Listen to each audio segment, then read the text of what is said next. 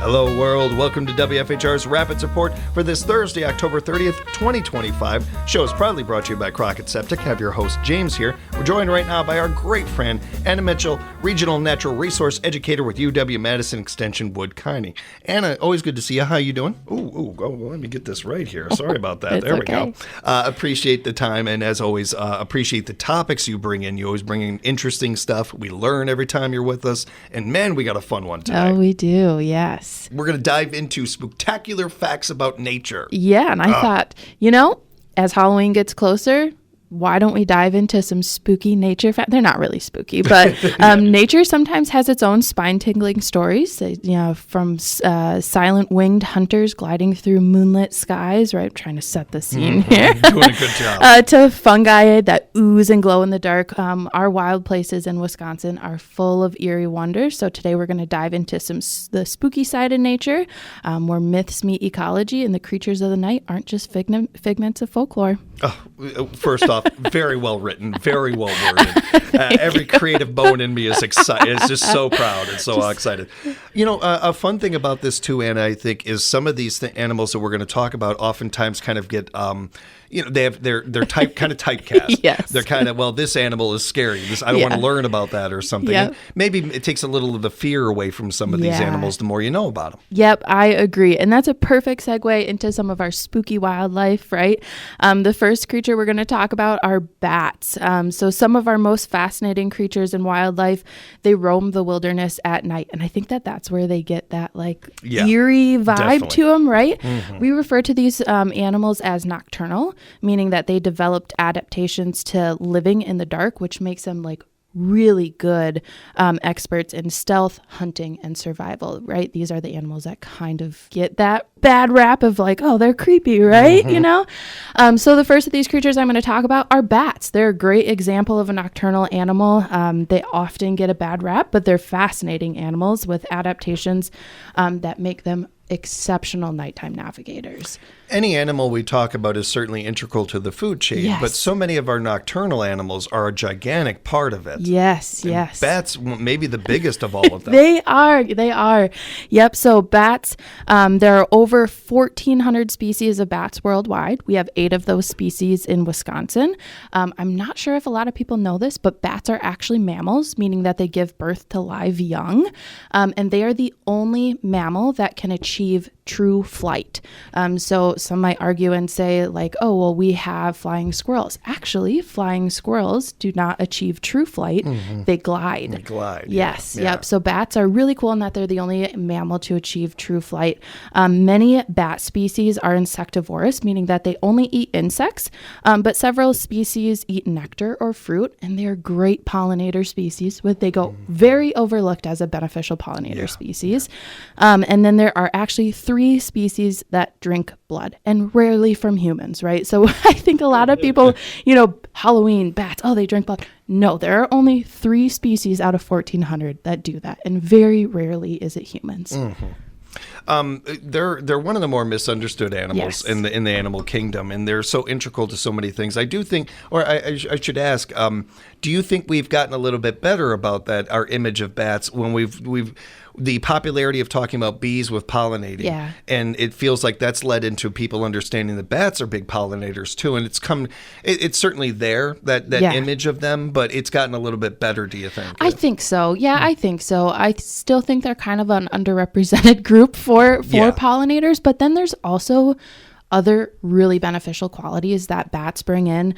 So a single bat can eat thousands of insects every night, which make them a very valuable natural pest control. So if you have bats around your house and you see them flying around at night, they're helping decrease your bug population, like mosquitoes and all the pests that we think about, right? They're really good to actually invite onto your property. You could build a bat house. Really great to have locally. So insect eating bats actually use echolocation to locate and capture their prey, which means that they emit an ultrasonic click and buzzes above the range that we can hear, that humans can hear. And so those ultrasonic clicks and buzzes bounce off potential prey and then back to the bat's sensitive ears. So they have really poor eyesight, right? But phenomenal hearing. And that's how they locate their prey and the bugs. It's they're incredible animals. I cannot think of the animal, but there is a nocturnal animal that also hunts with sound. Yeah. And it has an extra long finger that it can tap on wood to be able to do it specifically for. Oh, God, I wish I could geez. think of it.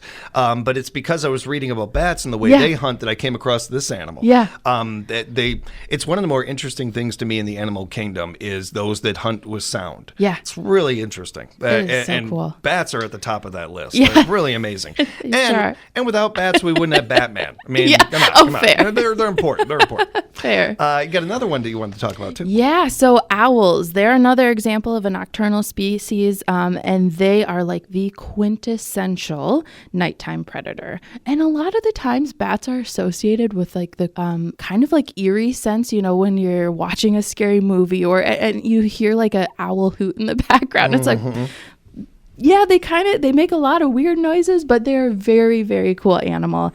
So Wisconsin is home to 11 species of owls, including the great horned owl and the barred owl. We have the migratory snowy owl. Those are very beautiful. Yes, super very, cool. very. And we have some rare species like the boreal and the northern hawk owl. We have a lot of forested areas, and Wisconsin is home to some very cool species of owls. Yeah, I think the animal we probably talk the least about as far as population-wise in this state. We really don't talk a lot about owls, and there's a lot of them in this state. There are, yeah. So I'm going to go on a little side tangent here, but I have participated in a citizen science project called the Frog and Toad Survey, where you go out at night in like wetland areas and you listen for different frog species. That sounds and awesome. If you want to like hear some of the most cool and unique owl noises, if you're in central Wisconsin, you can go to the Nesita National Wildlife Refuge, right after sunset, and when it gets dark, you can hear some of the most unique owl sounds, and it is so cool. And to be fair, like some of them are very eerie, but it's cool.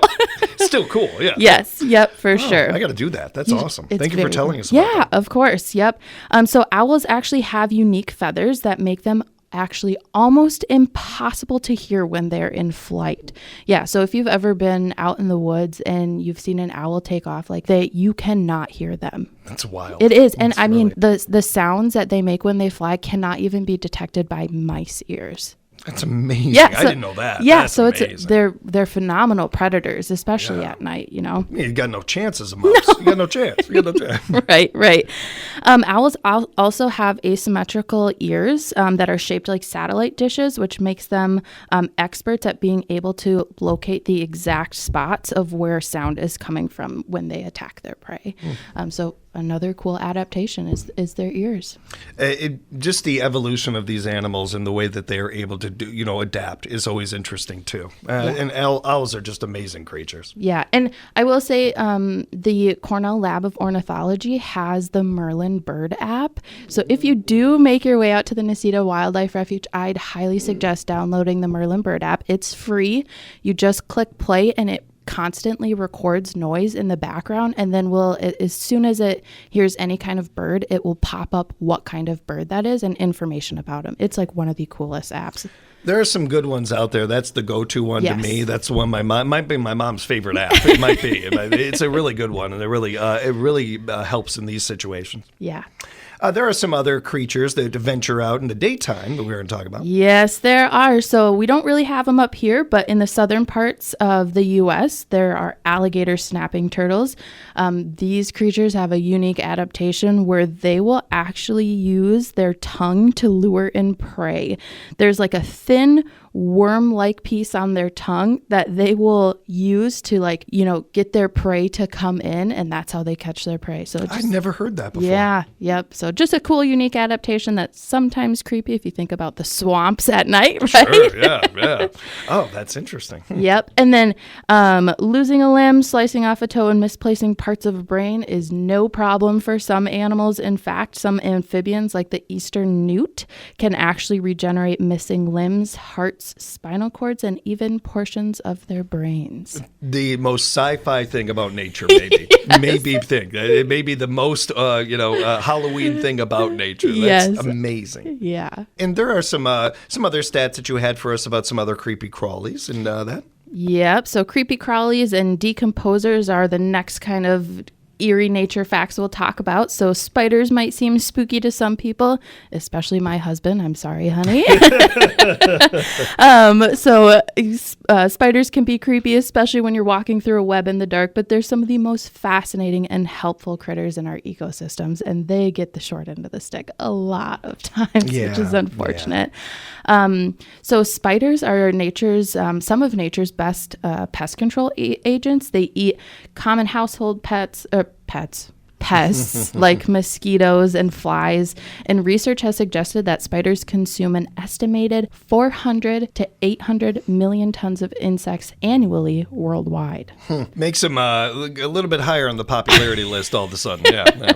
Right? And to put that into perspective, a single spider can eat about 2,000 insects a year. That's amazing. Yep. So maybe think before you squash that next spider, right? Maybe just move them outside.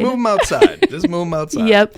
And Wisconsin is home to some of the best pest control agents, which are our orb weaver spiders, like the black and yellow garden spider, a marbled orb weaver, and a cross orb weaver.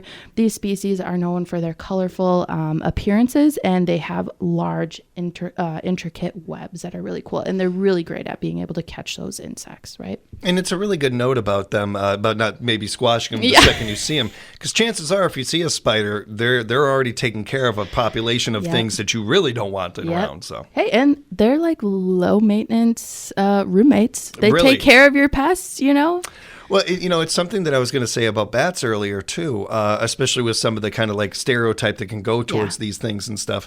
I've actually had 2 interactions with a bat in a home and trying to get it out. Mm-hmm. And that animal couldn't have been more scared. No. And did not have any interest in getting in my hair. And I had my big hair back then. And none of those things. I had on a pair of gloves. I got it surrounded. I got it outside. It took a couple of minutes. Yeah. And it flew off. Both incidences were pretty... fine. It was pretty low key and everything, but it was the animal I felt so bad for because it was afraid.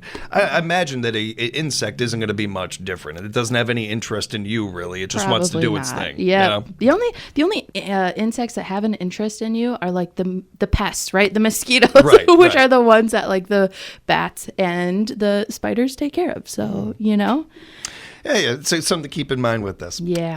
I want to dig a little deeper into some of this, though, with you. Not just insects and animals, but there's more about this time of year that is also beneficial. Yep. So we have, underneath the fallen leaves and rotting logs, a lot of nature has its own team of recyclers that are working the graveyard shift. And these are what we call decomposers. So decomposers are fungi, bacteria, and invertebrates that break down the dead. Like any dead material on the forest floor. They're really great. And what they break down actually gives new life inside of our ecosystem. So decomposers are like one of the probably best contributors to our ecosystems. So they're very vital to our forest ecosystems, especially here in Wisconsin, because in Wisconsin, we actually have no native earthworms, and they have not existed in our soil since the last glacier moved through the state. That's amazing to me. Yeah. Just simply amazing to me. Yeah. I don't know why even, but it is. Well, it's just a fascinating stat. I've heard this since I was a kid and I first started fishing. Yeah. And they, I remember the old guy telling me when I was getting the worms and stuff, hey, these are imported or something like that. And my pop and him talking about it. Yeah. And, we think of composting, which composting, right? You're utilizing decomposition, right? To boost your soil microbial activity. Anyways. But a lot of times when we think of decomposing, we think of earthworms, right? But in Wisconsin, we have no native earthworms, which is really cool to think about. Also makes these decomposers all the more important. Yeah, and I think one of our state's coolest decomposers are called slime molds. They are a member of a shape-shifting group of organisms called the myxomycetes. And slime molds often resemble fungi, but they're more closely related to amoebas and certain seaweeds. So they're living organisms, right? But not in the sense of like an animal. They're more like an amoeba. But they're super cool decomposer, and some of the most common slime modes in Wisconsin can be found in like moist, shady places, like crevices and rotting logs and leaf litter and in bark mulch. And that's where they feed on bacteria, fungal spores, and decaying plant material. I learned this one today. I did not know about this. I got to look into that. You should look up pictures of really slime cool. molds. They're That's really very interesting. Cool. And so, also, we were talking earlier about, helping with some of the information to this, maybe a little of the fear comes away with it and some. I didn't think about it at the time, but a real appreciation also comes in with all of these creatures as well, and stuff that we didn't even know about and everything, because all of these are vitally important to that food chain and us living our lives. Yes, very, very important. And certainly when it comes into the economic impact in this state, in the ag industry, and so much of these animals helping that out and everything. Yeah. We really, it's another reminder to us of how we share this planet. This isn't just ours. We share it with Mother Nature and all these great creatures. Yep. And that's why I thought, it would be fun to talk about some of those spooky facts, because it's right on theme for Halloween, but also to bring awareness to them too, because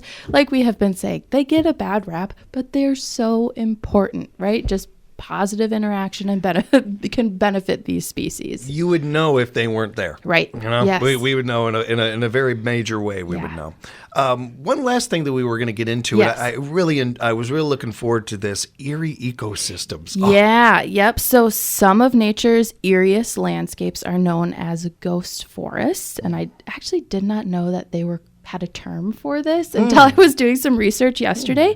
But ghost forests are places where trees stand lifeless, gray, and skeletals.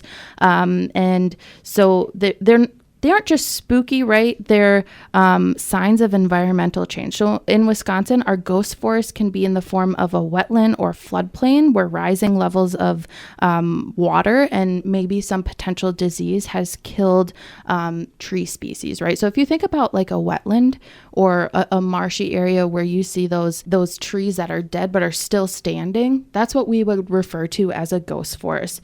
And so ghost forests are actually part of a natural cycle where they can also be warning signs of ecological imbalance. So in fact, they can be actually indicators of climate change, especially in our coastal areas. But inland, they're kind of, those versions exist too, but they're more likely tied to hydrological changes and land use changes. So, and it's ghost forests. A lot of our aquatic species and a lot of our wildlife species have evolved to use these ghost forests as really critical habitat for like birds and amphibians and fish and insects. So while they might be signs of changing environmental factors, they've also become really important habitat areas. Yeah.